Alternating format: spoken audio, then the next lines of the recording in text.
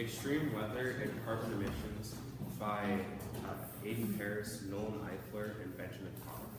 At first, the link between these two may not seem that important, but carbon emissions have a wide-ranging effect on extreme weather. One example of an effect, or of weather that greenhouse gases have had an effect on is El Nino in 2015. In 2015, according to Karen Northam of Live Science, or of NASA, in 2015, El Nino was the worst it had been since the late 1990s. And this means an El Nino is a weather system during which the Pacific Ocean warms, causing more evaporation, which creates larger storms and changes the wind patterns in the Pacific Ocean. Because of this worsened El Nino, Northam suggests that in the tropics of South America and Asia, there were worsened droughts and wildfires, which were all connected to El Nino in 2015. And also, in 2015, it was the highest mean atmospheric temperature recorded since the Industrial Revolution. And this shows a link between greenhouse gases and extreme weather, because when the greenhouse gases warm the atmosphere, they end up causing more evaporation, which in the case of El Nino led to changes in the amount of evaporation, which led to larger shifts in weather patterns, leading to worse extreme weather. So, and why do greenhouse gases cause these effects? Greenhouse gases cause these effects because, first of all, it increases the atmosphere's holding capacity for water, so larger storms can form. And secondly, it means that more evaporation occurs, which dries out landscapes and creates more, or it gives more fuel to storms. So we had a total of 3 solutions, and our first and second solutions are actually very similar.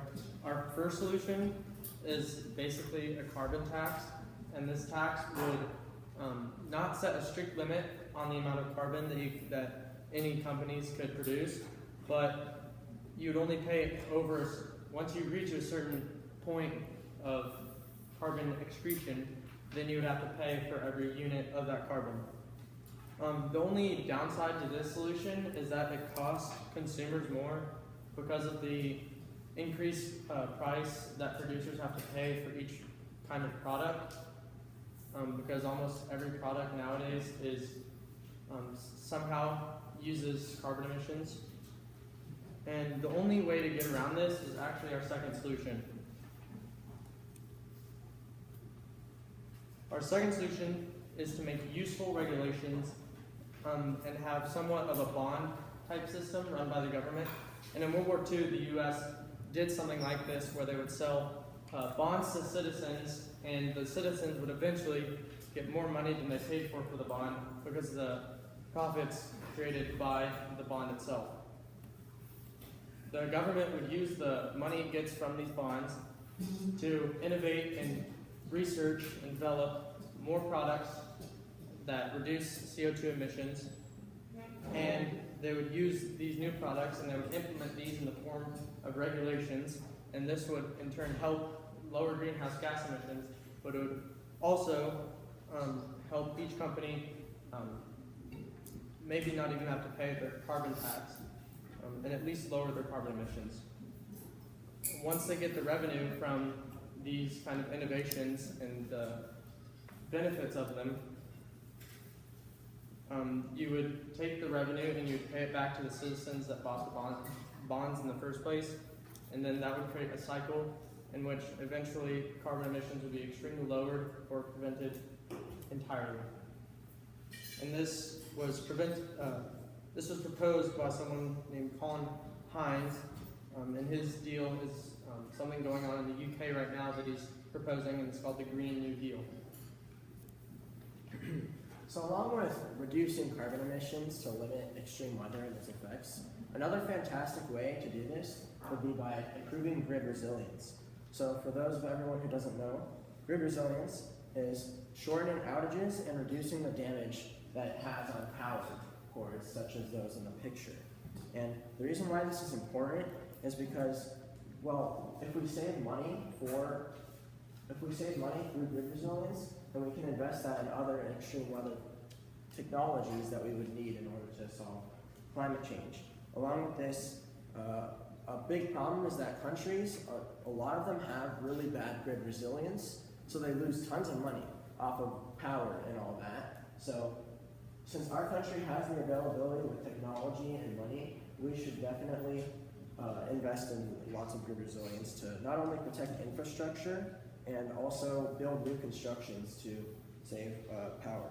And this is all tying back to extreme weather because storms such as hurricanes have increased greatly in frequency lately, and with all these, there have been many power outages which have caused lots of loss of monetary gain. And so the way this would happen is engineers design and use the money to invest. So they design different parts of the system and they modify it based on past mistakes. And then after finding these past mistakes and seeing how different things reacted to extreme weather, they can build small constructions that are very simple to protect areas around the city that they're working in. And the best cities for this is metropolitan ones because they depend strongly on power, and when this power goes out, it causes a lot of issues. Along with this, they set out guidelines and procedures to put together better grid resilience. And this all sounds great, but there's also a few limitations with this, which are highlighted in the red bold. And that is, one thing is that weather can be very unpredictable. So sometimes the grid resilience, you can look at it and you can look at past patterns, but at times there will be issues and it can just come up randomly. You never know.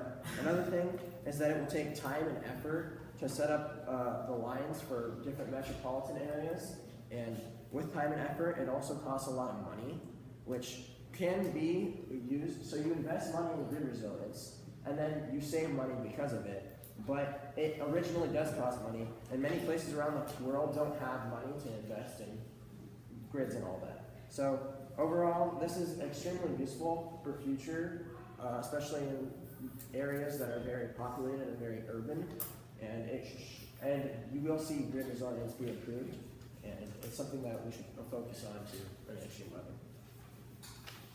So overall, extreme weather is being affected by greenhouse gas emissions, and however, we do have many solutions which we can implement in order to reduce these effects. First of all, we can tax greenhouse gas emissions and products which cause greenhouse gas emissions, which will incentivize companies to emit less or to emit fewer greenhouse gases. However, this may have much or there may be a lot of political resistance to this because of its controversy. However, it's already been shown to work, and there's low cost to the government. We can also use or improve grid resilience to reduce the effect of greenhouse gases and extreme weather, because extreme weather caused by greenhouse gases will have less effect on our society. However, this has a high starting cost and may require a lot of money to maintain. So humanity does have the power to change the way that we affect the way that we're affecting extreme weather. We just have to implement the correct solutions.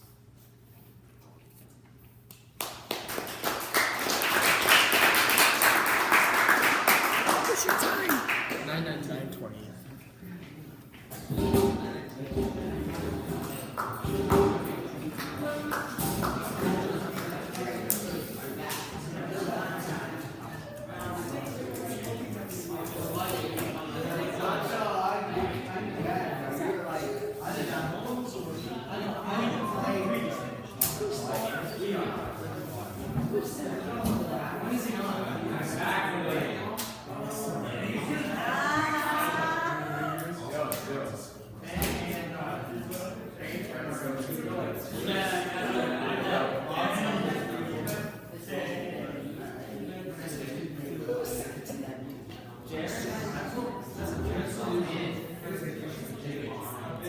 motion